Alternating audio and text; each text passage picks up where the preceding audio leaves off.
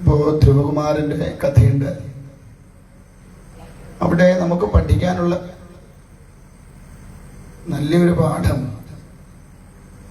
അർഹതയുള്ളവരുടെ അല്ലെങ്കിൽ ഒരാൾക്ക് കിട്ടാൻ അർഹതയുള്ള കാര്യം പിടിച്ചെടുത്ത് തൻ്റേതോ തൻ്റെ മക്കൾക്ക് വേണ്ടിയോ കൊടുക്കാൻ ശ്രമിക്കരുത്. ഒന്നാമത്തെ പാഠം അതാണ്. നമ്മുടെ ജീവിതത്തിലേക്കുള്ള കാര്യം ഞാൻ പറയണേ. ധ്രുവകുമാരന് കിട്ടേണ്ടതായിരിക്കുന്ന ആ രാജസിംഹാസനം തൻ്റെ മകനായിരിക്കുന്ന ഉത്തമന് കിട്ടണം എന്ന ഒരു ചിന്തയോടുകൂടി ആണ് ശരിക്കും ഈ സുരുചി എന്ന് പറയുന്ന ഉത്താനപാദന്റെ രണ്ടാമത്തെ ഭാര്യ. ആദ്യ ഭാര്യയുടെ പേരെന്താ?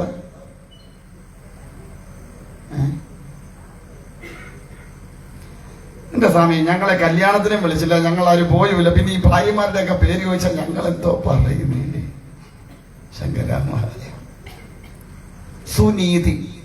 പേരൊക്കെ ഓർക്കണം. പേരൊക്കെ ഇടുമ്പോൾ വളരെ ശ്രദ്ധിച്ച് വേണം, കുറച്ചൊക്കെ അർത്ഥം ഉണ്ടാവണം മക്കൾക്കൊക്കെ പേരിടുമ്പോൾ. സുനീതി. സുനീതിയുടെ പുത്രനാണ് ആര്? ധ്രുവൻ. സുരുചിയുടെ പുത്രനാണ് ഉത്തമൻ. അപ്പോ അങ്ങനെയുള്ള ധ്രുവകുമാരൻ, അതായത് സുനീതിയാണ് വിവാഹം കഴിക്കണത്. അന്നൊക്കെ 2 3 ഒക്കെ കല്യാണം കഴിക്കായിരുന്നു. നിങ്ങൾ സമ്മതിക്കുമോ? അതുകൊണ്ട് ചേട്ടന്മാരും കിട്ടാത്തേ. അവർക്ക് ഇഷ്ടമില്ലാഞ്ഞിട്ടല്ല, നിങ്ങൾ സമ്മതിക്കുന്നതുകൊണ്ട്. ഇല്ല, ചേട്ടന്മാരോട് നിൽക്കണം. ചേട്ടൻ 2ാമതോടെ കെട്ടണമെന്ന് ആഗ്രഹം ഉണ്ടോ എന്ന് ചോദിച്ചാൽ ഇപ്പോഴെന്താ പറയും? അന്ന് ചോദിച്ചു നോക്കി ചെന്ന് കേട്ടോ. അപ്പോ ഒന്ന് വിവാഹം കഴിച്ച സന്തതികൾ ഉണ്ടായില്ലെങ്കിൽ സപത്നി എന്ന രീതിയിൽ 2ാമതും വിവാഹം കഴിച്ചു കൊണ്ടുവന്ന് അവിടെ താമസിപ്പിക്കാൻ 2 പേരും ഒത്തൊരുമിച്ച് പൊയ്ക്കോളും അന്നത്തെ കാലത്ത്. അപ്പോ അങ്ങനെ വിവാഹം കഴിച്ചു കൊണ്ടുവന്നു. പക്ഷെ കുട്ടികൾ ഉണ്ടായപ്പോൾ 2 പേർക്കും ഏകദേശം ഒരുപോലെയായി. പക്ഷെ മൂത്ത ആള് ആരാണ്? ധ്രുവനാണ്. അതുകൊണ്ട് പിതാവിന്റെ കാലശേഷം ആ രാജ്യഭാരണത്തിന് അർഹത ആർക്കേ ഉള്ളൂ? മൂത്തയാളിന്റെ പുത്രനായിരിക്കുന്ന ധ്രുവനാണ്. പക്ഷേ ഈ ഉത്താനപാദൻ എന്ന് പറയുന്ന രാജാവിന് കുറച്ച് താല്പര്യം കൂടുതൽ സുരുചിയോടായിരുന്നു. നമുക്കൊക്കെ ആരോടാ താല്പര്യം? സുരുചിയോടാണ്. അതുകൊണ്ടൊക്കെ നമ്മളെല്ലാം ഉത്താനപാദന്മാരാണ്. അപ്പൊ ആ സുരുചിയോട് കൂടുതൽ, കാരണം കാണാൻ സുന്ദരിയാണ്. ഇന്നെല്ലാവരും അതാണല്ലോ നോക്കണേ. സൗന്ദര്യം എന്ന് പറയുന്നത് പുറമേ കാണുന്ന ബ്യൂട്ടീഷ്യൻ ഇട്ട് വെച്ച കുട്ടിയൊന്നും അല്ല. ഒരു പെണ്ണിന്റെ അഴക എന്ന് പറയുന്നത് ഏതാ? ഒരു പെണ്ണിന്റെ അഴകെന്ന് പറയുന്നത് ഏതാ? എന്താ? നിങ്ങൾ പെണ്ണുങ്ങളല്ലേ? എന്താ ഒരു പെണ്ണിനെ സംബന്ധിച്ച് അവളുടെ അഴകെന്ന് പറയുന്നത് എന്താ?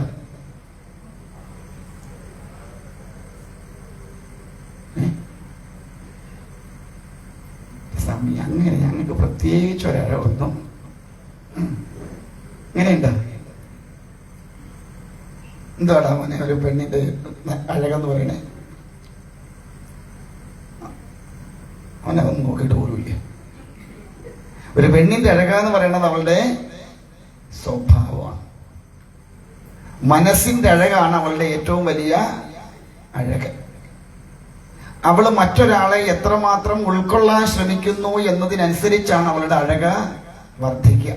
ഒരു അന്യഗൃഹത്തിൽ ചെല്ലുമ്പോ അവിടെ ഉള്ളവരുമായിട്ട് എത്രമാത്രം അവള് സാഹചര്യങ്ങൾക്കനുസൃതമായി ഒത്തുചേർന്നു പോകുന്നു എന്നതാണ് അവളുടെ ഏറ്റവും വലിയ അഴക. 1. 2 സംസ്കാരം. പെരുമാറുന്നത് എങ്ങനെയാണ് എന്നുള്ളത്. വിദ്യാഭ്യാസം ഒന്നും ഒരു അഴകല്ല. വിദ്യാഭ്യാസം വേണം, മാന്യമായ വിദ്യാഭ്യാസം വേണം. പക്ഷെ വിദ്യാഭ്യാസം കൊണ്ടൊന്നും ഉണ്ടാകുന്നതല്ല ഏത്? സംസ്കാരം. അത് എവിടുന്ന് കിട്ടണം?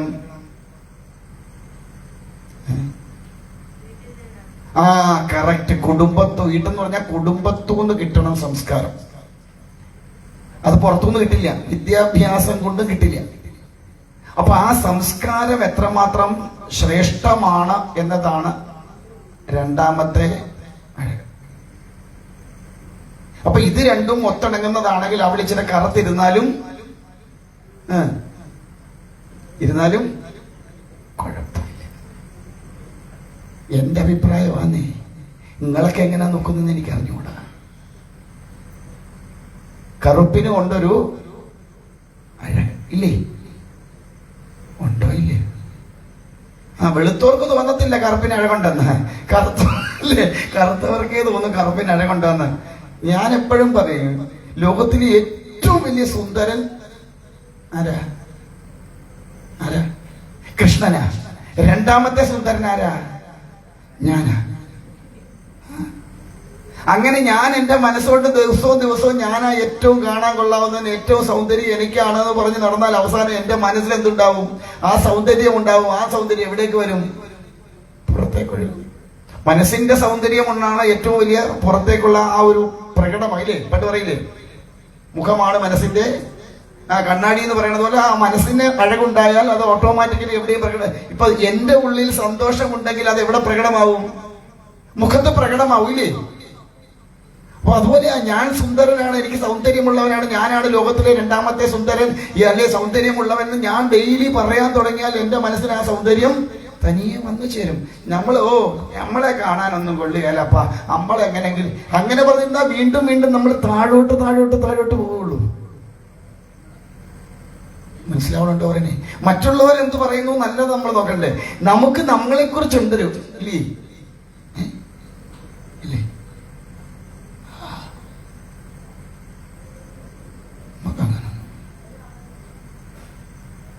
നമുക്ക് സ്വയം തോന്നണം, എനിക്ക് ഇന്ന കഴിവുകളുണ്ട്, ആ കഴിവുകൾ എനിക്ക് ഇന്നത് രീതിയിലുള്ള കഴിവുകൾ എനിക്കുണ്ടെന്ന് എനിക്ക് എന്റെ മനസ്സിൽ ഉറപ്പിക്കാൻ കഴിഞ്ഞെങ്കിൽ മാത്രമേ അതെന്റെ ജീവിതത്തിൽ എനിക്ക് പ്രകടമാക്കാൻ കഴിയൂ. ഒരുത്തനിട്ട് ഒരു അടി കൊടുക്കാൻ വലിയ തടിയൊന്നും വേണ്ട. എന്തു മതി? മനോബലം മതി. എത്ര തടിയാണെങ്കിലും ഒരു കീർ കൊടുത്താൽ പറയപ്പോ അത് മനസ്സിന്റെ ബലമാണ്, അല്ലാതെ ശരീരം വലിയ വലിപ്പമൊന്നും വേണമെന്നില്ല. എന്ന് പറഞ്ഞതുപോലെ നമ്മുടെ മനസ്സിനെ നമ്മൾ എന്താണോ പറഞ്ഞു പഠിപ്പിക്കുന്നത് അതാണ് നമ്മുടെ ജീവിതത്തിൽ നമുക്ക് പ്രകടമായി വരിക. നിരന്തരം ഒന്നിനെ കുറിച്ച് ധ്യാനിച്ചു കൊണ്ടിരുന്നാൽ അത് നമ്മുടെ ജീവിതത്തിൽ സാർത്ഥകമാകും. ഞാൻ ഈശ്വരനെ കണ്ടേ അടങ്ങൂ എന്ന് ഞാൻ തീർച്ചപ്പെടുത്തി അതിനുവേണ്ടി തന്നെ നിരന്തരം ശ്രമിച്ചുകൊണ്ടിരുന്നാൽ ഞാൻ ഈശ്വരനെ കണ്ട് തന്നെ വരും. അതിനൊരു ഉത്തമ ഉദാഹരണമാണ് ധ്രുവകുമാരൻ. വെറും 6 വയസ്സ് മാത്രം പ്രായം. 6 മാസം കൊണ്ട് സാക്ഷാൽ നാരായണനെ തന്റെ മുമ്പിൽ വരുത്തി. നമ്മൾ എത്ര കാലം കൊണ്ട് വിളിക്കുക? വല്ലവരും മുമ്പിൽ വന്നോ? നാരായണ നീട്ടി വിളിക്കുമ്പോൾ അപ്പുറത്ത് നാരായണൻ ചേട്ടൻ വേണേ നമ്മുടെ മുമ്പിൽ ഓടി വരും. അല്ലാതെ ഭഗവാൻ വന്നോ? എന്താണ് നമ്മുടെ വിളി അങ്ങനെ ആയണ്ട. നമുക്ക് അത്ര വലിയ നിർബന്ധമൊന്നുമില്ല ഈശ്വരനെ അറിയണമെന്നോ അല്ലെ ഈശ്വര ദർശനം ഉണ്ടാവണമെന്നോ ആ ഈശ്വര സാക്ഷാത്കാരം ഉണ്ടാവണമെന്നോ അതിൽ കൂടി എനിക്ക് രക്ഷപ്പെടണമെന്നോ ഒന്നും നമുക്കങ്ങനൊന്നും ഇല്ല. അതുകൊണ്ടാണ് നമുക്കിതൊന്നും സാധ്യമാവാത്തത്. നമുക്ക് എങ്ങനെങ്കിലുമൊക്കെ അങ്ങ് കഴിഞ്ഞുകൂടണം അല്ലേ? ജീവിക്കുകയാണോ എന്ന് ചോദിച്ചാൽ അതോ മരിക്കുകയാണോ എന്ന് ചോദിച്ചാൽ നമ്മൾ പറയുന്നത് എന്തുവാ? ജീവിച്ചു മരിക്കുക സ്വാമി. ജീവിച്ചെന്തിനാ മരിക്കുന്നത്?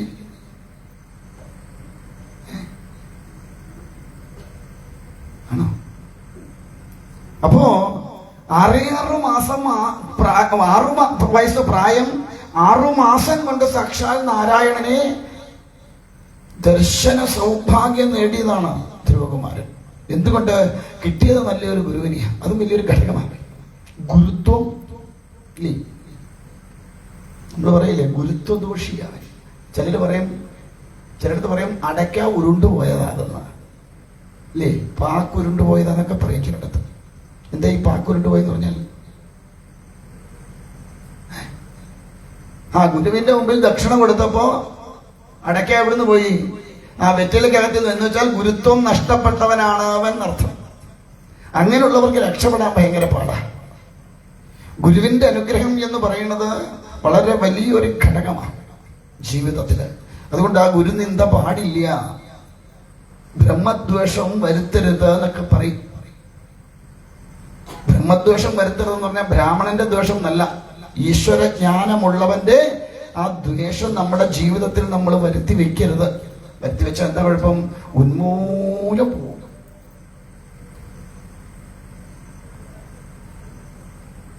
അതുകൊണ്ട് ഈശ്വര സാക്ഷാത്കാരം നേടാൻ തന്റെ പിതാവിന്റെ രണ്ടാമത്തെ ഭാര്യയായിരിക്കുന്ന സുരുചി പറഞ്ഞു, നിനക്ക് നിന്റെ അച്ഛന്റെ മടിയിൽ കയറിയിരിക്കണമെങ്കിൽ നീ എന്ത് വേണം? സാക്ഷാൽ നാരായണനെ ദർശിച്ച് എന്റെ ഉള്ളിൽ പിറക്കണം എന്നാ. എന്റെ ഉള്ളിൽ തിരിച്ചു നീ ഇപ്പൊ എന്ത് വേണം? ഈ ജന്മം ഇല്ലാതെയാക്കണം. എന്നിട്ട് ആരുടെ ഉള്ളിൽ ജനിക്കണം? സുരുചിയുടെ ഉള്ളിൽ ജനിക്കണം. അങ്ങനെ സുരുചിയുടെ ഉള്ളിൽ ജനിച്ചെങ്കിൽ, തന്റെ പുത്രനായിട്ട് വന്നെങ്കിൽ മാത്രമേ നിനക്ക് രാജാവിന്റെ മടിയിലിരിക്കാൻ കഴിയൂ എന്ന് പറഞ്ഞ് കേട്ടപ്പോ സങ്കടം ഉണ്ടായി. കരഞ്ഞുകൊണ്ട് വന്നത് തന്റെ അമ്മയുടെ മുൻപിലാണ്. അമ്മമാര് ശ്രദ്ധിക്കേണ്ട വലിയൊരു ഘടകമാണ്. തന്റെ അമ്മയുടെ മുൻപിലേക്ക് വന്നപ്പോ അമ്മ ചോദിച്ചു, എന്താ ഉണ്ണി നീ കരയണത്? അച്ഛനെ കാണാൻ പോയതല്ലേ? മക്കൾ എന്തിനാ കരയണേ? അപ്പൊ പറഞ്ഞു, സുരുചി മാതാവ് പറഞ്ഞു, എനിക്ക് അച്ഛന്റെ മടിയിൽ കയറി ഇരിക്കണമെങ്കിൽ ഞാൻ സുരുചി മാതാവിന്റെ പുത്രനായിട്ട് ജനിച്ചെങ്കിൽ മാത്രമേ സാധ്യമാവുള്ളൂ. അതിന് പോയി നാരായണനെ ഭജിക്കാൻ പറഞ്ഞു. നമ്മളാണ് എന്താ പറയുക? ഇപ്പൊ നമ്മുടെ മകനോടാണ് ഇങ്ങനൊരു കാര്യം നമ്മുടെ അനുജത്തിയോ അല്ലെ മറ്റനി പോട്ടെ ഭർത്താവ് രണ്ട് കെട്ടി രണ്ടുപേരോട് നല്ല സ്വരുമേ പോകുന്ന കുടുംബമാണെന്ന് വിചാരിക്കുക. അങ്ങനെ രണ്ടാമത് വന്നവളാണ് തന്റെ മകനോട് ഇങ്ങനെ പറയണത്. നിങ്ങളാണ് എന്ത് ചെയ്യും? നിങ്ങളുടെ ജീവിതത്തിലാണ് ഈ അവസ്ഥയെങ്കിൽ നിങ്ങൾ എന്ത് ചെയ്യും?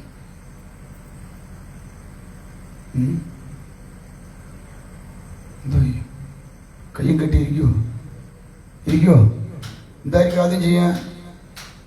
ആ ഒലക്കെ എടുത്ത് പടിവാളും എടുത്ത് ഇല്ലേ ചാടി അങ്ങ് പറയുമ്പോൾ, നീ ആരാടി എന്റെ കൊച്ചിനോട് പറയാൻ? നിന്നെക്കാ മുമ്പ് ഞാൻ ഇല്ലേ?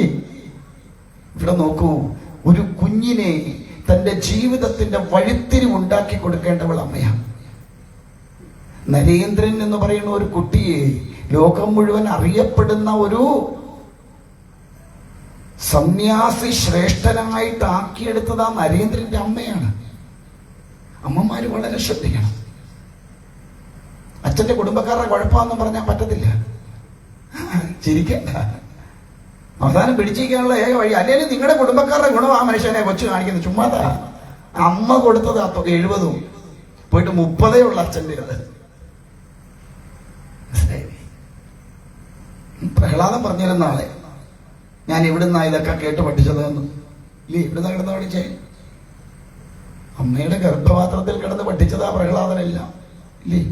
ഇപ്പൊ എവിടുന്നാ പഠിച്ചു തുടങ്ങുന്നേ? അമ്മയുടെ ഉദരത്തിൽ നിന്ന.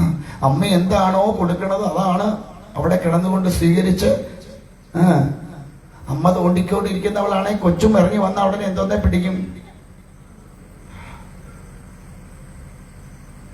ഇന്നലെയാണെന്ന് തോന്നുന്നു.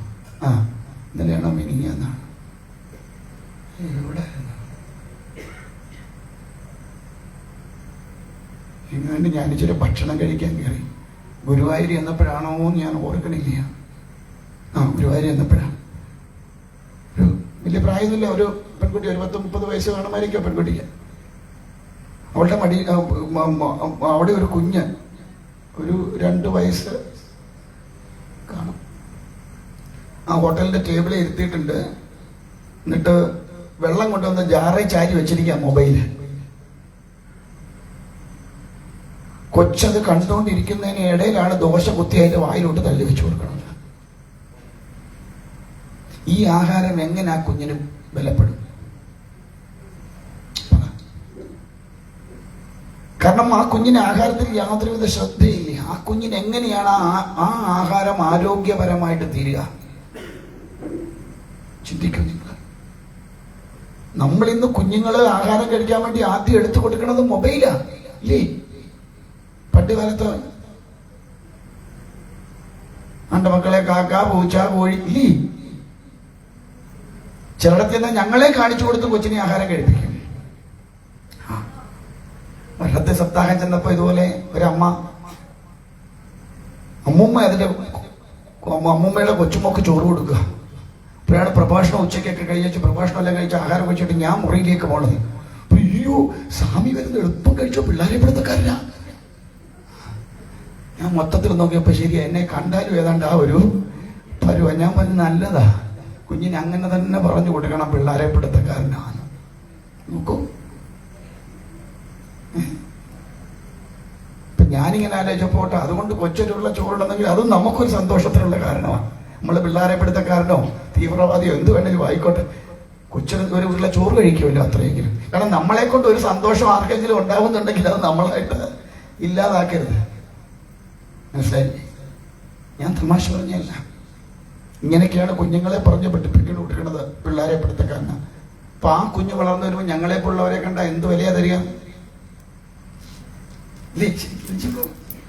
കാരണം കുഞ്ഞിനെ പറഞ്ഞു കൊടുക്കുന്നത് പിള്ളേരെ പിടുത്തക്കാരനാ. അപ്പൊ സപ്രദായത്തിന് വരുന്നവർ മുഴുവൻ പിള്ളേരെ പിടുത്തക്കാരാണ്.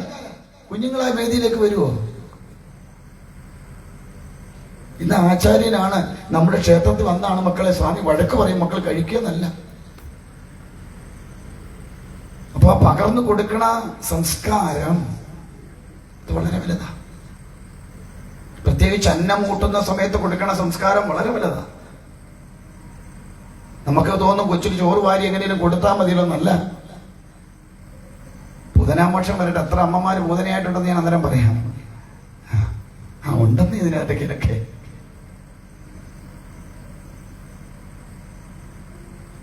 എന്തായാലും പറഞ്ഞു കൊടുത്തു അമ്മ. എന്താ പുത്ര, സുരുചി അമ്മ പറഞ്ഞതാ ശരി. എന്താ കാരണം, ഈ ജഗത്തിൽ സർവത്തിനും ആധാരമായി നിൽക്കുന്നത് ആ നാരായണനാണ്. അതുകൊണ്ട് ആ നാരായണനെ തപം ചെയ്യുക എന്നത് തന്നെയാണ് ഏറ്റവും ശ്രേഷ്ഠതമായിട്ടുള്ള കാര്യം. അതുകൊണ്ട് എന്ത് വേണം, പോയി നാരായണനെ തപം ചെയ്യണം. നോക്കൂ, അമ്മയുടെ അനുഗ്രഹം കിട്ടിക്കഴിഞ്ഞപ്പോ പിന്നെ ബലായി. ലോകത്ത് ആദ്യത്തെ അനുഗ്രഹം ആരുടേതാ?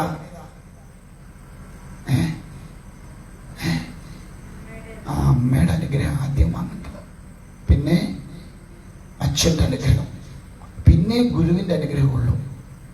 ഇനിയും ഏത് ഗുരു അനുഗ്രഹിച്ചാലും ഏത് ദൈവം അനുഗ്രഹിച്ചാലും അച്ഛന്റെയും അമ്മയുടെയും അനുഗ്രഹം ഇല്ല എങ്കിൽ ആ ജീവിതം വൃഥാവില്ല, പാഴ് ജന്മമാകും. ഇനി ഈശ്വരൻ അനുഗ്രഹിക്കുന്നില്ല, തിരിഞ്ഞു നിൽക്കാന്ന് വിചാരിക്കാം, ഗുരുക്കന്മാരും അനുഗ്രഹിക്കാനില്ല എന്ന് വിചാരിക്കുക, അവൻ ആരുടെ ബലം മതി? അച്ഛന്റെയും അമ്മയുടെയും അനുഗ്രഹം മതി. അവൻ ഈ പ്രപഞ്ചം തന്നെ കീഴടക്കും. മാതാപിതാക്കന്മാരുടെ അനുഗ്രഹം നേടിയിട്ടുണ്ടോ, അവരെ ഈ പ്രപഞ്ചം കീഴടക്കിയിരിക്കും, സംശയം. സ്വാമി എന്നിട്ട് ഞങ്ങളുടെ എന്താ സ്വാമി അങ്ങനൊന്നും ആവാഞ്ഞ്, ഞങ്ങളും അനുഗ്രഹിക്കുന്നതല്ലേ അവരെ? നിങ്ങളുടെ അനുഗ്രഹം അത്രയ്ക്കേ ഉള്ളത് കൊണ്ടാണ്.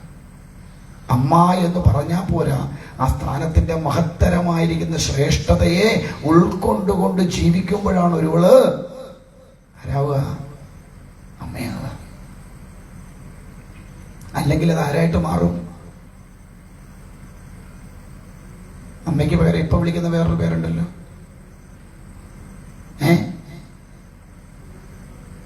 ശവമേന്നാവും, മമ്മീന്നാവും. അമ്മയല്ലാതായി കഴിയുമ്പോഴാണ് മക്കൾ മമ്മീന്ന് വിളിച്ചു തുടങ്ങണേ. മമ്മിയുടെ അർത്ഥം എന്തുവാ? ശവം. കൊച്ചിന് മനസ്സിലായി ഇത് ആരാ? അമ്മയല്ല, ശവമാണെന്ന് ബോധ്യപ്പെട്ടു. കാരണം പ്രവൃത്തി കണ്ടപ്പോൾ കൊച്ചിന് മനസ്സിലായി ഇത് ശവമാണ്. അതുകൊണ്ട് ജന്മം കൊടുത്തവനോട് പറഞ്ഞു ചാടോന്ന്, അല്ലേ? പപ്പ ചാടി. നോക്കൂ, ചിന്തിച്ചു നോക്കൂ.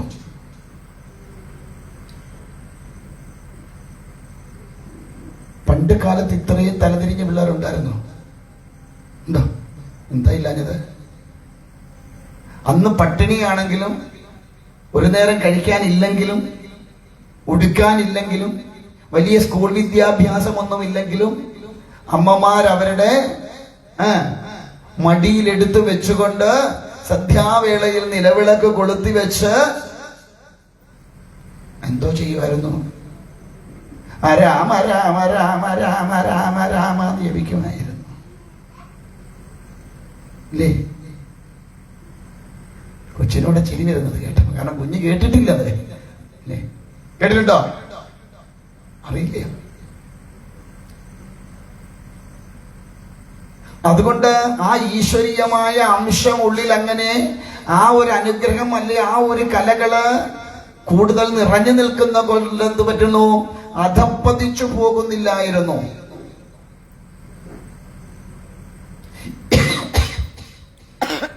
ഹരിനാരായണ.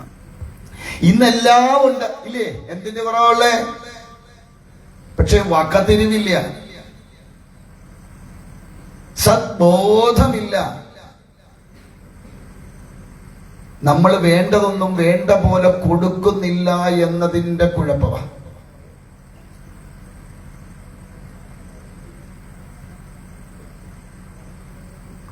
ഇവിടെ അമ്മ പറഞ്ഞു കൊടുത്തു, മക്കളെ സാക്ഷാൽ നാരായണനാണ് ഈ ജഗത്തിന്റെ മുഴുവൻ നിയന്താവ്. ആ ഭഗവാനെ ആശ്രയിച്ചെങ്കിൽ മാത്രമേ നമുക്ക് നിലനിൽപ്പുള്ളൂ.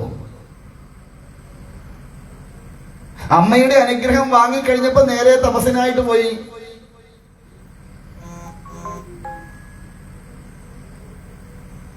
ദേവർഷിയായിരിക്കുന്ന നാരദര് വഴി വെച്ച് കണ്ടു ധ്രുവകുമാരനെ. ഒന്ന് പരീക്ഷിക്കാൻ നോക്കി, ഇവൻ അതിനുള്ള കപ്പാസിറ്റി ഉണ്ടോ? 6 വയസ്സല്ലേ ഉള്ളൂ, ഇവൻ എത്ര നേരം തപസ് ചെയ്യുന്നായി പറയണേ? അതുകൊണ്ടൊന്ന് പരീക്ഷിക്കാമെന്ന് വിചാരിച്ചിട്ട് പരമാവധി പിന്തിരിപ്പിക്കാൻ നോക്കി. പക്ഷേ അമ്മയുടെ അനുഗ്രഹം നേടിയവന് ഉൾബലം കൂടും. അതുകൊണ്ട് അവൻ ഒരിക്കലും തിരിഞ്ഞു പോവില്ല. ഈ കാരണം തന്റെ ലക്ഷ്യം അതാണെന്ന് തന്റെ അമ്മ പറഞ്ഞു. അമ്മ വേണ്ട അനുഗ്രഹവും നൽകിയിട്ടുണ്ട്. അതുകൊണ്ട് ഒരിക്കലും തനിക്ക് പരാജയം ഉണ്ടാവില്ല എന്നുള്ള ഉറപ്പ്. അതാ നമുക്ക് വേണ്ടത്. നമ്മുടെ അമ്മ നമ്മുടെ തലയിലൊന്ന് കൈവച്ചാൽ പിന്നെ ജീവിതത്തിൽ നമുക്ക് ഒരിക്കലും എന്തുണ്ടാവില്ല എന്ന് ഉറപ്പിക്കണം, പരാജയം ഉണ്ടാവില്ല എന്ന് ഉറപ്പിക്കണം. അങ്ങനെ ഉറപ്പിച്ചിട്ട് അങ്ങോട്ട് തിരിഞ്ഞു നിന്നിട്ട് എന്ത് വേണം? കാലുമടക്കി ഒരെണ്ണം കൊടുക്കണം. ശരിയാവോ? ഇല്ല.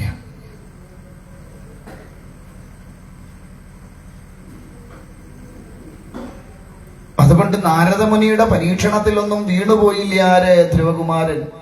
അവസാനം നാരദർക്ക് മനസ്സിലായി ഈ കുട്ടിയെ അങ്ങനെ പിന്തിരിപ്പിക്കാൻ കഴിയില്ല. അതുകൊണ്ട് സാക്ഷാൽ നാരായണനെ ദർശിക്കാനുള്ള ഉപാധികളെല്ലാം ശ്രീ നാരദമുനി പറഞ്ഞു കൊടുത്തു.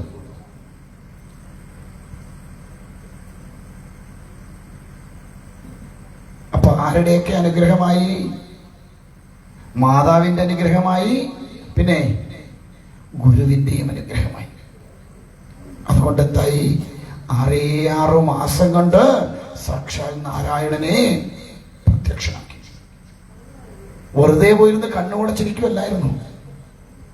ആദ്യത്തെ 1 മാസം കായ്കനികളൊക്കെ ഭക്ഷിച്ച് അങ്ങനെ കഴിഞ്ഞുപോയി. അത് കഴിഞ്ഞപ്പോ ഇലകൾ കഴിക്കാൻ തുടങ്ങി. അത് കഴിഞ്ഞപ്പോ ജലം മാത്രമായി. അത് കഴിഞ്ഞപ്പോ ജലവും ഉപേക്ഷിച്ചു വായു മാത്രമായി. അവസാനം വായുവിനെ പോലും എടുക്കാതെയായി. നമ്മൾ ശ്വാസോച്ഛ്വാസം ചെയ്യുന്നത് പോലും നിർത്തിവെച്ചു ആര്? ധ്രുവൻ. നോക്കൂ, ഭഗവാനെ സാക്ഷാത്കരിക്കാൻ അക്ഷത്രവീര്യം. അതിനെ പറയാ നല്ല എവിടെ പറക്കണമെന്ന്? നല്ല ബാക്കി നിങ്ങൾ പൂരിപ്പിച്ചാൽ മതി. അവിടെ പറക്കണം. നല്ല ഗുണമുണ്ടാവണമെങ്കിൽ നല്ല അവിടെ പറക്കണം. അപ്പോ ആ ക്ഷാത്രവീര്യം അത് തന്റെ രക്തത്തിലുണ്ട്. അമ്മയുടെ അനുഗ്രഹമുണ്ട്, ഗുരുവിന്റെ അനുഗ്രഹമുണ്ട്.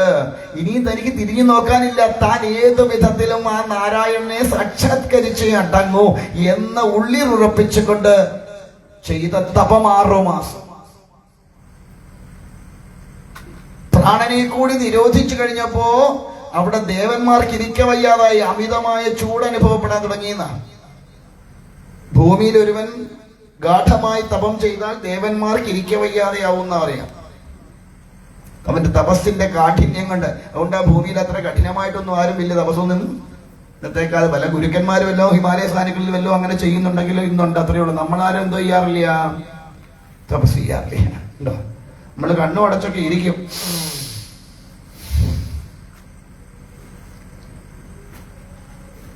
ചേച്ചി ഓ താ വരുന്നു, കഴിഞ്ഞു അല്ലേ? ചേട്ടോന്നൊരു വിളിച്ചാൽ നമ്മുടെ തപം കഴിഞ്ഞു. എനിക്ക് ചുണ്ടാനിക്കാതെ മാത്രം വിശ്വാസം ഒന്നുമല്ല. ഇന്ദ്രിയങ്ങളെ മുഴുവൻ നിഗ്രഹിച്ചുകൊണ്ട്, ബുദ്ധിയെ അടക്കിക്കൊണ്ട്, ഈ പ്രപഞ്ചത്തിൽ നിന്നുള്ള ബന്ധമെല്ലാം വേർപെടുത്തിക്കൊണ്ട് സാക്ഷാൽ ആത്മസ്വരൂപിയായിരിക്കുന്ന ഭഗവാനുമായിട്ട് താതാത്മ്യം പ്രാപിച്ച പിന്നൊന്നും അറിയില്ല. അങ്ങനെ ഉള്ളിന്റെ ഉള്ളിൽ നാരദമുനി പറഞ്ഞു കൊടുത്ത നാരായണ രൂപത്തെ ഉള്ളിൽ ഉറപ്പിച്ചുകൊണ്ട് ജപിച്ചു ഓം നമോ ഭഗവതേ വാസുദേവായ. ആ ഒരു മന്ത്ര പറഞ്ഞു കൊടുത്തേ, ഓം നമോ ഭഗവതേ വാസുദേവായ. ആ ഒരു മന്ത്രത്തെ നിരന്തരമായി അങ്ങനെ ജപിച്ച് ജപിച്ച് ജപിച്ച് പരിപൂർണമായിട്ടും താൻ തന്റെ ഉള്ളിലേക്ക് ഇറങ്ങി ചെന്നപ്പോ സാക്ഷാൽ നാരായണന്റെ രൂപം ഉള്ളിൽ തെളിഞ്ഞു. അത് കണ്ട് ആനന്ദ ലഹരിയായി ആർക്ക്? ധ്രുവകുമാരന്. എപ്പോഴാ ആനന്ദം അനുഭവിക്കാൻ കഴിയുക? നാം നമ്മിലേക്ക് ഇറങ്ങി ചെല്ലുമ്പോഴാണ്. ഞാനെന്ന എന്റെ ഉള്ളിലിരിക്കുന്ന സ്വരൂപത്തിലേക്ക് ഞാൻ എപ്പോഴാണോ താതാത്മ്യം പ്രാപിക്കണത്, അല്ലെ അതിലേക്ക് ലയിക്കണത്, അപ്പോൾ മാത്രമേ നമുക്ക് എന്തനുഭവിക്കാൻ കഴിയൂ? ആനന്ദത്തെ അനുഭവിക്കാൻ കഴിയൂ. അതുകൊണ്ടാണ് നമുക്ക് സുഖമാണ് എന്ന് പറയാൻ കാര്യം. എന്താ കാരണം? ആ സുഖത്തിന്റെ പുറകെ വേറൊരാളോടുണ്ട്. ആരാ? ദുഃഖം. ആനന്ദത്തിന്റെ പുറകെ ആരെങ്കിലും വരുവോ?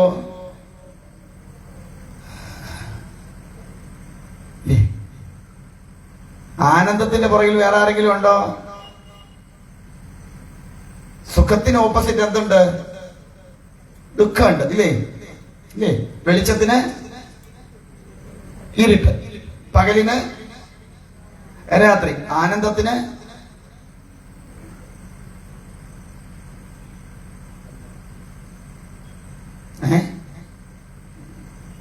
ആനന്ദത്തിന്റെ ഓപ്പോസിറ്റ് എന്ന് പറ.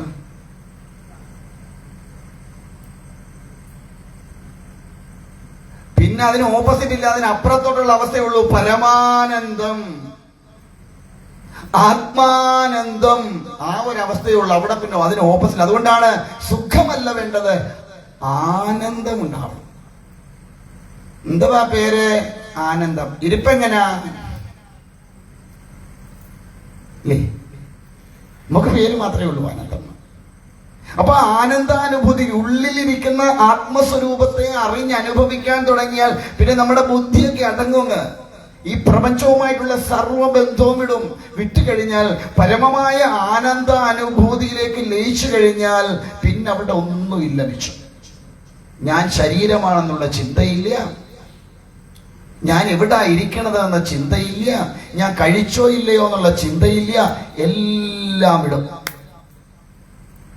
അങ്ങനെ ഒരു ആനന്ദാനുഭൂതി ആ ചില ദിവസങ്ങളിൽ നമ്മളെ ഉറക്കത്തിലും കുറച്ചു നേരത്തേക്കാണെങ്കിലും ചിലപ്പോൾ നമ്മൾ എന്ത് ചെയ്യും? രാവിലെ എഴുന്നേറ്റിട്ട് എന്തിനെ പോലെ ഉറങ്ങിയെന്ന് പറയും. ആ പോത്തിനെ പോലെ ഉറങ്ങിയെന്ന് പറയും. എന്താ കാരണം?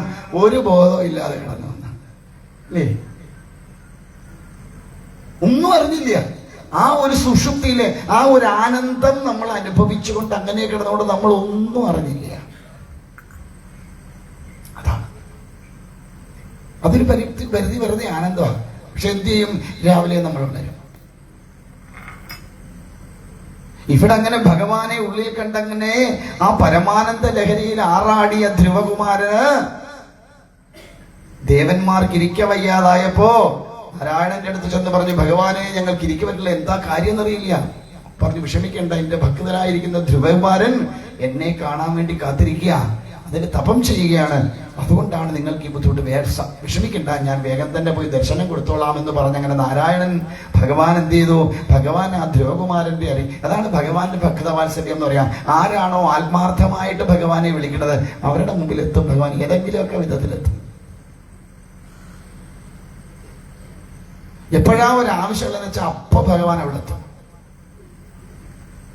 പക്ഷെ എങ്ങനെ വിളിക്കണം? ആർത്തനായിട്ട് വിളിക്കണം.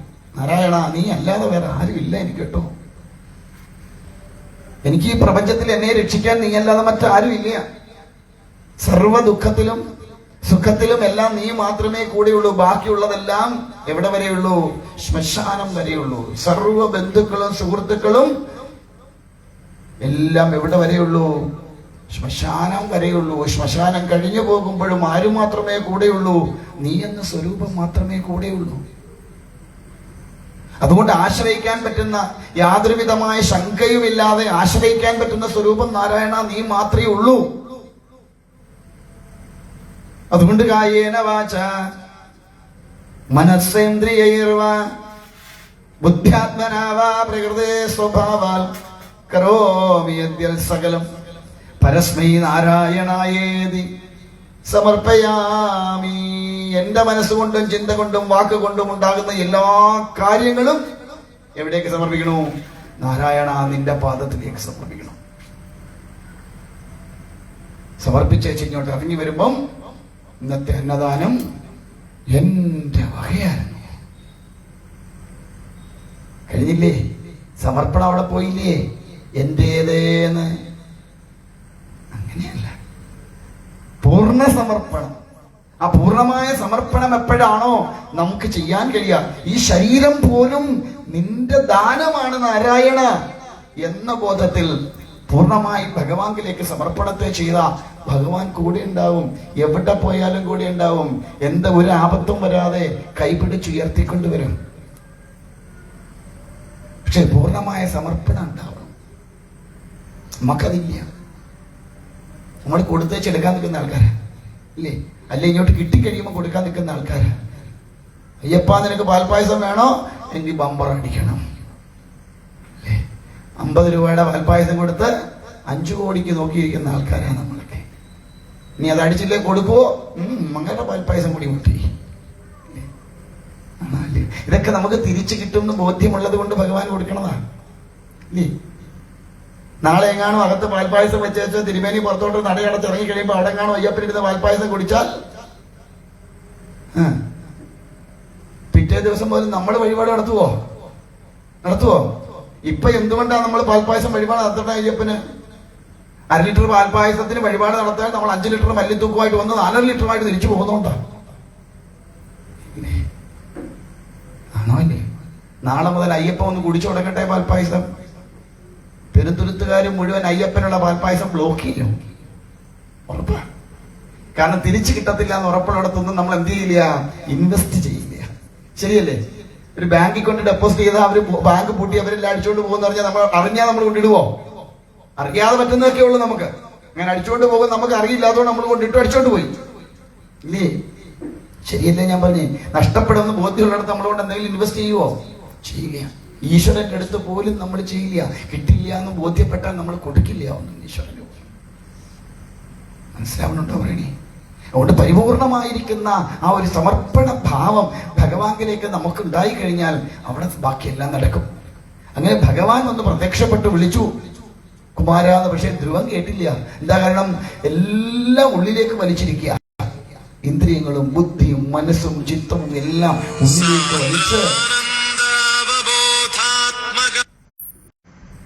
ഉള്ളിലേക്ക് വലിച്ചിരിക്കുകയാണ്.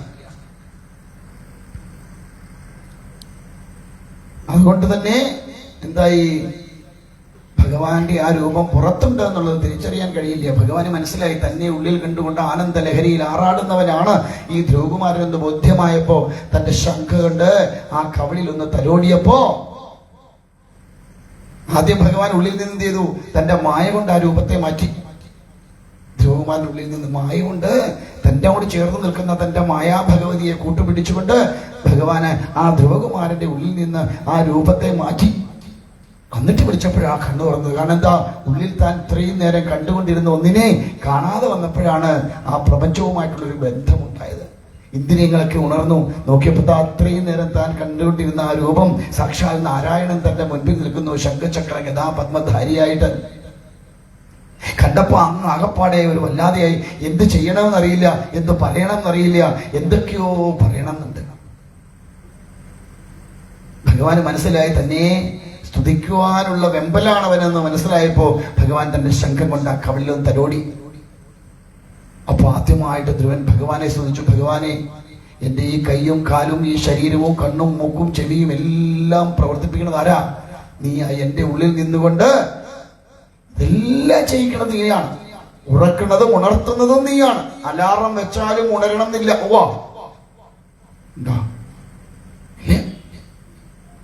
അപ്പൊ ഇതെല്ലാം ചെയ്യണത് ആരാ? സാക്ഷാൽ നീ മാത്രമാണ് നാരായണ. അതുകൊണ്ട് ഞാനിതാ നിന്നെ നമിക്കണം. അങ്ങനെ ഭഗവാനെ സ്തുതിച്ചു. ഭഗവാൻ വേണ്ടതായ അനുഗ്രഹം കൊടുത്ത് പറഞ്ഞു, ഹേ കുമാര, നിന്റെ ആഗ്രഹം എന്താണെന്ന് എനിക്കറിയാം. അതിന് നീ ഇനി സുരുചിയുടെ വയറ്റിലൊന്നും പോയി പിറക്കണ്ട. നീ എന്ത് ചെയ്തോളുക? നേരെ കൊട്ടാരത്തിലേക്ക് പോയിക്കോളുക. നിനക്ക് രാജ്യാവകാശം കിട്ടും. അങ്ങനെ ഭഗവാനെ സാക്ഷാത്കരിച്ച് ആ അനുഗ്രഹമൊക്കെ വാങ്ങി ധ്രുവകുമാരൻ കൊട്ടാരത്തിലേക്ക് വന്നു. വലിയ സ്വീകരണമായിട്ട് ഈ പറഞ്ഞ സുരുചിയമ്മയും ഉത്തമനും ഒക്കെ കൂടെ ചേർന്ന് ധ്രുവനെ സ്വീകരിച്ചു. ഏതാണ്ട് അച്ഛന്റെ കാലം കഴിയാറായപ്പോ ധ്രുവകുമാരൻ എന്ത് ചെയ്തു? രാജാവായിട്ട് അഭിഷേകം ചെയ്തു. അങ്ങനെ ഇരുന്നപ്പോഴാ പുള്ളി ആലോചിച്ചു, ദൈവമേ, ഞാൻ എന്തൊരു മണ്ടനാ. സാക്ഷാൽ നാരായണൻ മുമ്പിൽ വന്നിട്ടും ഞാൻ മോക്ഷത്തെ അല്ലല്ലോ പ്രാർത്ഥിച്ചത്. ഞാൻ ആഗ്രഹിച്ചെന്താ? ഏറ്റവും ഉന്നതമായ ശ്രേണിയിൽ ഇരിക്കണം എന്നാ. ഞാൻ മോക്ഷത്തിന് വേണ്ടി പ്രാർത്ഥിച്ചില്ലല്ലോ എന്ന് ആഗ്രഹിച്ചു, ചിന്തിച്ചു. അങ്ങനെ ഇരിക്കെ തന്റെ ഈ സഹോദരനായിരിക്കുന്ന ഉത്തമൻ നായാട്ടിന് പോയപ്പോൾ അവിടെ യക്ഷന്മാരും ഒക്കെ ആയിട്ട് യുദ്ധം ചെയ്ത് ഈ ഉത്തമൻ അങ്ങ് മരിച്ചുപോയി. മകനെ അന്വേഷിച്ചിറങ്ങിയ സുരുചി കാട്ടുതീയിൽപ്പെട്ട് വെന്തു മരിച്ചു. ഇതറിഞ്ഞ ധ്രുവൻ യക്ഷന്മാരുമായിട്ട് യുദ്ധത്തിന് പുറപ്പെട്ടു. അങ്ങനെ യക്ഷന്മാരുമായിട്ടൊക്കെ യുദ്ധം ചെയ്ത് അവിടെ നിൽക്കുന്ന സമയത്തിലാണ് സാക്ഷാൽ നാരായണനും ബ്രഹ്മദേവനും എല്ലാം കൂടെ വന്നിട്ട് പറഞ്ഞു, ഹേ ധ്രുവകുമാര, ഒരാൾ ചെയ്ത തെറ്റിന് എല്ലാവരെയും നശിപ്പിക്കുന്നത് ശരിയല്ല. നമുക്കൊക്കെ അങ്ങനെ ഒരു സ്വഭാവമുണ്ട്. ആരുടെയെങ്കിലും വീട്ടിൽ നിന്ന് ഒരാൾ നമ്മുടെ ശത്രുവായ നമ്മളെല്ലാം ആ വീട്ടുകാരുടെ അല്ലേ, ആ വീട്ടുകാരെ എല്ലാവരെയും നമ്മൾ എന്ത് ചെയ്യും? വെറുക്കാൻ തുടങ്ങും. ഭഗവാൻ പറയണത് പാടില്ല എന്നാ. ഒരുത്തൻ തെറ്റ് ചെയ്തു എന്ന് വിചാരിച്ച് അവിടെ ഉള്ളവരെല്ലാവരും ആ തെറ്റിന് കൂട്ടു നിൽക്കുന്നവരോ അല്ലെങ്കിൽ അതുമായി ബന്ധമുള്ളവരോ ആയിരിക്കണമെന്ന് ഇല്ല. അതുകൊണ്ട് പറഞ്ഞു, ചെയ്യാൻ പാടില്ല. നീ എന്ത് വരമാണ് നിനക്ക് വേണ്ടതെന്ന് വെച്ചോ പറഞ്ഞു. ഭഗവാനെ, എനിക്കിനി ഈ ലോകമുള്ളിടത്തോളം കാലം ഞാനൊരു താരകമായിട്ട് വിളങ്ങി നിൽക്കണം എന്ന് പ്രാർത്ഥിച്ചു. അങ്ങനെ ഭഗവാൻ ഏറ്റവും സുന്ദരമായ ഒരു സ്ഥാനം കൊടുത്തു. ലോകത്തിലെ ഏറ്റവും ഉയർന്ന സ്ഥലം അതാണ് ധ്രുവലോകം. ഇന്നും ഒരു നക്ഷത്രമായിട്ട് ധ്രുവൻ ഈ പ്രപഞ്ചത്തിൽ വിളങ്ങുന്നു എന്നൊക്കെ പറയാം. നോക്കൂ, തൻ അർഹനായിട്ടുള്ള ധ്രുവകുമാരന് കിട്ടേണ്ട സ്ഥാനം തന്റെ പുത്രന് വേണ്ടി ആഗ്രഹിച്ചിട്ട് എന്ത് പറ്റി? മകൻ അനുഭവിക്കാൻ പറ്റിയോ? ഇല്ല. ആ മകനെ വേണ്ടിയിട്ട് പ്രയത്നിച്ച് അമ്മയ്ക്ക് അനുഭവിക്കാൻ പറ്റിയോ? ഇല്ല. പക്ഷെ ഒന്നും ആഗ്രഹിക്കാതെ മകനെ ഭഗവാന്റെ അരികിലേക്ക് അല്ലെ ഭഗവത് സാക്ഷാത്കാരത്തിനായിട്ട് പറഞ്ഞു വിട്ട് അമ്മയ്ക്ക് എന്ത് പറ്റി? ഇതൊക്കെ അനുഭവിക്കാൻ പറ്റി. ധ്രുവകുമാരനും അസാധ്യമായി. നമുക്ക് എന്ത് പഠിക്കാം ഇതിനകത്ത് നിന്ന്? നിങ്ങൾക്ക് എന്തും കിട്ടി ഇതിനകത്തുനിന്ന്? എന്ത് പഠിക്കാൻ പറ്റി ഇതിൽ നിന്ന് നമ്മുടെ ജീവിതത്തിലേക്ക്? ആ അർഹതയില്ലാത്തതൊന്നും നേടാൻ ശ്രമിക്കരുത്. നമുക്ക് അർഹതയുള്ളതാണെങ്കിൽ അത് കൃത്യമായി ആരെല്ലാം തടസ്സപ്പെടുത്താൻ ശ്രമിച്ചാലും നമ്മളിൽ തന്നെ വന്നു ചേരും. ഞാൻ ആദ്യമായിട്ട് ആചാര്യസ്ഥാനത്ത്, ആദ്യമായിട്ടല്ല, രണ്ടാമത് ആചാര്യസ്ഥാനത്ത് ഇരിക്കാനായിട്ടൊരു സപ്താഹയജ്ഞത്തിന് വിളിച്ചപ്പോ എന്നെ ഒരാൾ വിളിച്ചിട്ട് പറഞ്ഞു, നിന്നെ കൊണ്ട് ഞാൻ ആ സപ്താഹം ചെയ്യിക്കില്ല, അത് ഞാൻ പറഞ്ഞു വിലക്കും. ഞാൻ പറഞ്ഞു, അതിന് സാക്ഷാൽ നാരായണം വിചാരിക്കണം, അല്ലാതെ ഈ പ്രപഞ്ചത്തിൽ ആർക്കും ആ യജ്ഞത്തിൽ നിന്ന് എന്നെ തടുക്കാൻ കഴിയില്ല. ഭഗവാൻ എനിക്ക് കൽപ്പിച്ചിട്ടുള്ളതാണെങ്കിൽ അത് ഞാൻ തന്നെ പോയി ചെയ്തിരിക്കും, ഒരു സംശയം വേണ്ട. അവിടെ ആർക്കും തടുക്കാൻ കഴിയില്ല. പ്രപഞ്ചത്തിലുള്ള ഒരു ശക്തിക്കും, ഈശ്വരൻ നമ്മളോട് ഒരു കാര്യത്തിന് നമ്മളെ നിയോഗിച്ചിട്ടുണ്ടെങ്കിൽ ഈ പ്രപഞ്ചത്തിലുള്ള ഒരു ശക്തിക്കും നമ്മളെ തിരുത്താൻ കഴിയില്ല, അല്ലെ തടയാൻ കഴിയില്ല. അത് നമ്മൾ ചെയ്തു തന്നെ അടങ്ങും. അതുകൊണ്ട് എപ്പോഴും ആരിലും ഉറപ്പിക്കുക, സാക്ഷാൽ ഭഗവാനിൽ ഉറപ്പിക്കുക, നാരായണങ്കിൽ ഉറപ്പിക്കുക. ഇപ്പൊ സ്വാമി, ഞങ്ങൾ അയ്യപ്പനെ എന്തോ കളയാൻ പറ്റുമോ? അല്ലേ, നാരായണൻ അല്ലെങ്കിൽ അയ്യപ്പ, ഏതൊരു മൂർത്തിയാണോ നമുക്ക് ഇഷ്ടം എന്ന് വെച്ചാൽ ആ മൂർത്തിയിലേക്ക് ഉറപ്പിക്കാം. നമ്മളെ അങ്ങ് കൊടുക്കാം. ഭഗവാനെ നീ നോക്കിക്കാം, എന്നെ കൊണ്ടുവയ്ക്കാം എന്ന് പറഞ്ഞു നോക്കൂ. എല്ലാം നോക്കിക്കണ്ട് ചെയ്തു തരും. നമ്മൾ ഭയപ്പാടേ ആവശ്യമില്ല. അതുകൊണ്ട് തീർത്തും ഭഗവാനിലേക്ക് ശരണം പ്രാപിച്ചുകൊണ്ട് ആവട്ടെ ഓരോ നിമിഷങ്ങളും അങ്ങനെ ആ ഈശ്വരങ്കിലേക്ക് മനസ്സും കർമ്മവും ചിന്തയും ഒക്കെ സമർപ്പിച്ചു കഴിയുമ്പോൾ അതിന് വേണ്ടതായിട്ടുള്ള നടപടികളെ ഭഗവാൻ സ്വീകരിക്കുമെന്ന് ഉറപ്പോടുകൂടി ഇന്നല്ലെങ്കിൽ നാളെ നമുക്ക് കിട്ടാനുള്ളത് കിട്ടും എന്ന് വിചാരിക്കുക. ഇവിടെ നമ്മളൊരു അർച്ചന ചെയ്താൽ പിറ്റേ ദിവസം എന്താ വേണം? അത് കിട്ടണം. സാധിക്കുമെന്ന് വരില്ല. ശകലം കാലതാമസം എടുക്കും. എന്നാലും നാം ചെയ്ത കർമ്മത്തിന്റെ ഫലം ആർക്ക് തരും? ഭഗവാൻ തരും. അതുകൊണ്ട് അത് മനസ്സിലാക്കിക്കൊണ്ട് ഭഗവാനിൽ അർപ്പിതമായ ഒരു ജീവിതം, മനസ്സിനെയും ബുദ്ധിയെയും ഒക്കെ ഭഗവാനിലേക്ക് കൊടുത്തുകൊണ്ട് ആ ഭഗവതർപ്പിതമായ ജീവിതം എപ്പോഴാണോ നയിക്കുന്നത്, അപ്പോൾ നമുക്കും ജീവിതത്തിൽ എന്തുണ്ടാവും? ആനന്ദത്തെ അനുഭവിക്കാൻ പറ്റും. ദുരാഗ്രഹങ്ങളൊന്നും ഉള്ളിൽ ഉണ്ടാവാതെ ഇരിക്കുക. മധ്യാഹ്നത്തിൽ ഞാൻ പറഞ്ഞില്ലേ, ഒരുത്തന്റെയും അതിര് മാന്താൻ പോവാതിരിക്കുക, ഒരുത്തനും നശിച്ചു പോകണമെന്ന് പ്രാർത്ഥിക്കാതിരിക്കുക. ഒരാൾ നശിക്കണം എന്ന് നമ്മൾ മനസ്സിലാഗ്രഹിച്ചാൽ ആദ്യം നശിക്കുന്നത് നമ്മളായിരിക്കും. ഒരാളും നശിക്കരുതെന്ന് പറഞ്ഞു. ഞാൻ എപ്പോഴും പറയും, എൻ്റെ അയൽവക്കക്കാരെല്ലാം നന്നായിട്ട് കിടക്കണേ ഭഗവാനെ എന്നാ. എന്താ കാരണം? എൻ്റെ അടുത്ത് ആരും വന്ന് കടം ചോദിക്കത്തില്ല. അവൻ നന്നായിട്ട് കിടന്ന് എൻ്റെ അടുത്ത് വന്ന് കടം ചോദിക്കുമോ? ഇല്ല. രണ്ട്, എനിക്ക് വേണേ അങ്ങോട്ട് 100 രൂപ കടം ചോദിക്കുകയും ചെയ്യാം. എല്ലാം കൊണ്ട് ലാഭം ആർക്കാ? നമുക്ക്. അപ്പൊ അയൽവക്കക്കാർ നന്നായി കിടന്നാൽ അതുകൊണ്ട് ലാഭം ഇല്ലേ? ശരിയല്ലേ? ഞാൻ ചിന്തിച്ചു നോക്കും. നമ്മുടെ അയൽവക്കത്തെ ഒരാൾ നശിച്ച് കിടക്കുകയാണെങ്കിൽ, അയൽവക്കത്തല്ലേ ഇടയ്ക്കിടയ്ക്ക് ഇത് കാണുമ്പോൾ നമുക്കൊരു വല്ലായ്മ ഒന്നുമില്ലേ? ദൈവമേ കഷ്ടം, അവരൊന്നും കഴിച്ചു കാണത്തില്ല, അല്ലെങ്കിൽ 1 കിലോ അരിക്കുള്ള കൊടുക്കണ്ടേ? മനസാക്ഷിയുള്ളവർ കൊണ്ട് കൊടുക്കില്ലേ? പക്ഷെ അയൽവക്കക്കാർ നന്നായി കിടന്ന് നമുക്ക് അതിന്റെ 10 പൈസ നഷ്ടമുണ്ടോ? ഉണ്ടോ? അതുകൊണ്ടാണ് നമ്മുടെ ഗുരുക്കന്മാർ പ്രാർത്ഥിച്ച ലോക ആ സമസ്ത സുഖിനോ ഭവന്തു. ലോകം നന്നായാൽ അവിടെ ആരും പെടും? ഞാനും അതിനകത്ത് പെടും. അതുകൊണ്ട് ആരും നശിക്കണമെന്ന് പ്രാർത്ഥിക്കരുത്. അവൻ ഒരിക്കലും അതൊന്നും കിട്ടരുത് എന്ന് പറയരുത്. ഭഗവാൻ ചെയ്താൽ ആർക്കും കൊടുക്കാൻ പറ്റുന്ന കൊടുക്കാൻ പറ്റാത്ത മനസ്സിലാവുന്നുണ്ടോ? പറയണേ ഉണ്ടോ? അതുകൊണ്ട് ഇന്ന് മുതല് മനസ്സിനെ എന്ത് ചെയ്യുക? നന്മയിലേക്ക് തിരിച്ചുവിടുക. എന്തെങ്കിലുമൊക്കെ കുഴപ്പങ്ങൾ നമ്മുടെ മനസ്സില് ഉണ്ടാവും. ഇല്ലേ? ഇല്ലേ? തങ്കം വല്ലോ ആന്ന് അല്ലേ? അപ്പൊ നാരായണ, അതുകൊണ്ട് ആ കുഴപ്പങ്ങളെയൊക്കെ മാറ്റി ഉള്ളിൽ ഈശ്വരനെ സ്മരിച്ചുകൊണ്ട്, ഈശ്വര നാമങ്ങളെ സ്മരിച്ചുകൊണ്ട് ജീവിതത്തെ മുൻപോട്ട് പോയാൽ എല്ലാ സൗഭാഗ്യവും നമുക്കും നമ്മുടെ സന്തതികൾക്കും സന്തതി പരമ്പരകൾക്കും ഉണ്ടാവും. 36,000 വർഷം ആ ധ്രുവം ഭരിച്ചത്. മറുശോക്കും 36,000 വർഷം രാജാവായിട്ട് എല്ലാ സുഖങ്ങളും അനുഭവിച്ചു. അവസാനം അതെല്ലാം കഴിഞ്ഞിട്ട് വീണ്ടും ഈശ്വരനെ തപം ചെയ്ത് മോക്ഷപ്രാപ്തി നേടിയത്. അതുകൊണ്ട് ഇന്ന് ലോകത്തിന്റെ ഏറ്റവും ഉന്നതമായ സ്ഥാനത്താണ് നിൽക്കുന്ന ധ്രുവൻ. മനസ്സിലായോ? അപ്പൊ അങ്ങനെ നിൽക്കട്ടെ. ബാക്കി നമുക്ക് നാളെ നോക്കാം.